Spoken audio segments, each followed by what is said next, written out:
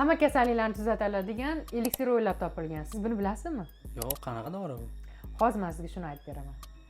Xo'p, 20-asrda 50-yillarida Sovet ittifoqi barcha olimlarga shunaqa buyruq bergan. Shunaqa dori yaratinglar, u immunitet chidamliligini oshirsin, radiatsiyaga chidamli bo'lsin va barcha kasalliklarda qo'llanilishi mumkin bo'lsin, ularni davolasin degan. Olimlar o'ylanishgan, izlanishgan, lekin faqat bitta olim aynan shunaqa dorini yarata olgan. Bu dorini ichgan odamlar immuniteti keskin ortgan, kasalliklar hech qanday kasallikka chalinmagan va radiatsiyaga juda ham chidamli bo'lgan. Sovet ittifoqi uni barcha askarlarga, barcha hukumat insonlariga asta-sekin bu dorini berishni boshlagan.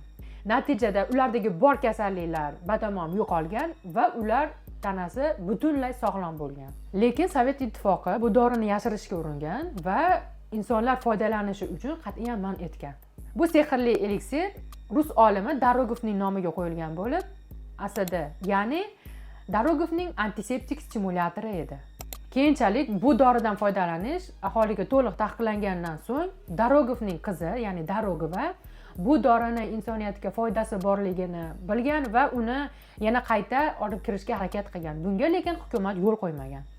Va natijada juda ko'p izlanishlardan so'ng faqatgina veterinariya sohasigagina hayvonlarni immun tizimini oshirish uchun, ularni kasallikka kurashuvchanligini orttirish uchungina foydalanishga ruxsat bergan xolos. Siz ham ushbu dori haqida eshitganmisiz? Fikrlaringizni izohlarda yozib qoldiring.